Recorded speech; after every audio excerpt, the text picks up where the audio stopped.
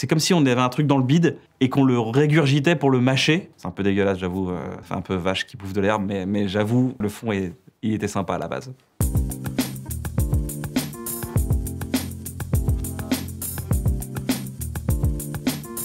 Bref, ça y est, j'ai 40 ans.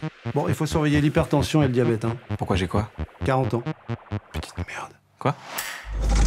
Avec ma meuf, tout va pas se passer comme prévu. Avec mes potes, tout va pas se passer comme prévu. Tu vas faire quoi? Putain, mais lâche-moi! Et avec ma famille, tout va pas se passer comme prévu. On va se battre!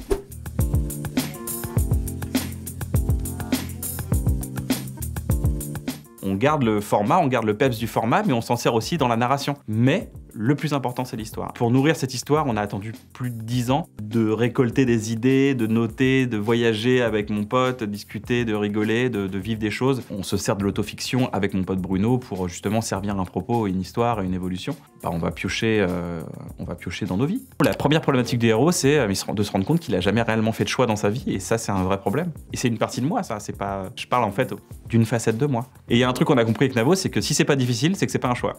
Parce qu'un choix, ça implique forcément un choix. C'est partir dans une direction. Donc du coup, partir dans une direction, c'est en ignorer une autre. Nous, ce qu'on a compris aussi, c'est qu'on peut revenir en arrière pour faire un autre choix. Mais pour beaucoup de gens, faire un choix, c'est très très difficile.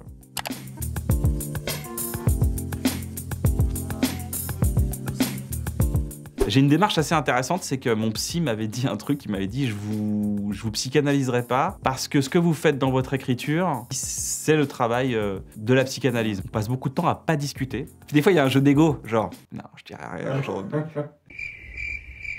Je crois qu'il y a un mécanisme, alors je vais pas parler pour les êtres humains, l'humanité entière, mais en tout cas pour moi ça marche, c'est le fait de parler de quelque chose, en fait ça entame un processus de digestion. Mais quand je dis parler, dans parler on peut tout mettre. Faire du sport, jouer aux jeux vidéo, parler à ses amis, parler à un psy, ça peut être dessiner, peindre, ça peut être exprimé à travers un art, chanter, faire du piano.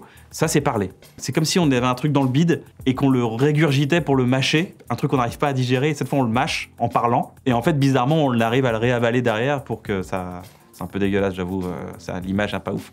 Ça fait un peu vache qui bouffe de l'herbe, mais j'avoue, mais le fond, il était sympa à la base. Ouais. Mais encore une fois, je parle pour moi, je suis pas Michel la clé de la réussite et Michel la clé du bonheur, c'est pas moi. Par contre, il y a un truc que j'ai compris par rapport à moi, c'est la force de l'entourage. Avoir un bon entourage, c'est le meilleur moyen de se réveiller le matin et de pas avoir trop de soucis et d'envie de ruminer des choses reloues, quoi.